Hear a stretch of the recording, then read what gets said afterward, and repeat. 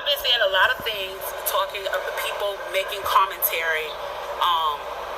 Interestingly enough, the ones I've noticed that have been making the commentary are wealthy black people making the commentary about we should not be rioting, we should not be looting, we should not be tearing up our own communities. And then there's been an argument of the other side of we should be hitting them in the pocket. We should be focusing on the blackout days where we don't spend money. But, I feel like we should do both. And I feel like I support both. And I'll tell you why I support both. I support both because when you have a civil unrest like this, there are three types of people in the streets. There are the protesters, there are the rioters, and there are the looters. The protesters are there because they actually care about what is happening in the community. They want to raise their voices, and they are there strictly to protest. You have the rioters who are angry, who are anarchists, who really just want to shit up, and that's what they're going to do regardless. And then you have the looters. And the looters almost exclusively are just there to do that, to loot. Now, people are like, well, what did you gain? Well, what did you get from looting? I think that as long as we're focusing on the what, we're not focusing on the why. And that's my issue with that. As long as we're focusing on what they're doing, we're not focusing on why they're doing. And some people are like, well, those aren't people who are legitimately angry about what's happening. Those are people who just want to get stuff. Okay, well then, let's go with that. Let's say that's what it is. Let's ask ourselves why in this country in 2020, the financial gap between poor blacks and the rest of the world is at such a distance that people feel like their only hope and only opportunity to get some of the things that we flaunt and flash in front of them all the time is to walk through a broken glass window and get it. That they are so hopeless that getting that necklace, getting that TV, getting that change, getting that bed, getting that phone, whatever it is that they're going to get, is that in that moment when the riots happen and if they present an opportunity of looting, that's their only opportunity to get it. We need to be questioning that why. Why are people that poor? Why are people that broke?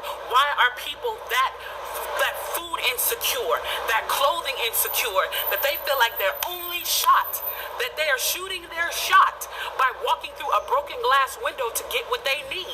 And then people want to talk about, well, there's plenty of people who pull themselves up out of bootstraps and got it on their own. Why can't they do that? Let me explain to you something about economics in America. And I'm so glad that as a child, I got an opportunity to spend time at Push where they taught me this, is that we must never forget that economics was the reason that black people were brought to this country. We came to do the agricultural work in the South and the textile work in the North. Do you understand that? That's what we came to do. We came to do the agricultural work in the South and the textile work in the North. Now, if I right now decided that I wanted to play Monopoly with you, and for 400 rounds of playing Monopoly, I didn't allow you to have any money, I didn't allow you to have anything on the board, I didn't allow for you to have anything. And then we played another 50 rounds of Monopoly, and everything that you gained and you earned while you were playing that round of Monopoly was taken from you. That was Tulsa, that was Rosewood. Those are places where we built black economic wealth, where we were self-sufficient, where we owned our stores, where we owned our property, and they burned them to the ground. So that's 450 years. So for 400 rounds of Monopoly, you don't get to play at all.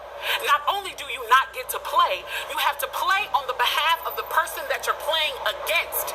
You have to play and make money and earn wealth for them, and then you have to turn it over to them.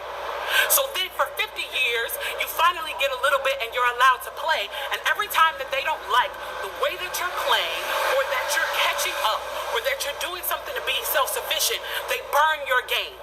They burn your cards. They burn your Monopoly money. And then, finally, at the release and the onset of that, they allow you to play and they say, okay, now you catch up. Now, at this point, the only way you're going to catch up in the game is if the person shares the wealth, correct? But what if every time you share the wealth, then there's psychological warfare against you to say, oh, you're an equal opportunity hire. So if I played 400 rounds of Monopoly with you and I had to play and give you every dime that I made, and then for 50 years, every time that I played, if you didn't like what I did, you got to burn it like they did in Tulsa and like they did in Rosewood, how can you win? How can you win? You can't win. The game is fixed. neighborhood. It's not ours. We don't own anything. We don't own anything. Trevor Noah said it so beautifully last night. There's a social contract that we all have. That if you steal or if I steal, then the person who is the authority comes in and they fix the situation. But the person who fixes the situation is killing us. So the social contract is broken. And if the social contract is broken, why the do I give a shit about burning the Football Hall of Fame, about burning a Target? You broke the contract when you killed us in the streets and didn't give a You broke the contract when for 400 years we played your game and built your wealth. You broke the contract when we built our wealth again on our own by our bootstraps in Tulsa and you dropped bombs on us. When we built it in Rosewood and you came in and you slaughtered us. You broke the contract, so your Target. Your Hall of Fame. As far as I'm concerned, they could burn this bitch to the ground. And it still wouldn't be enough. And they are lucky that what black people are looking for is equality and not revenge.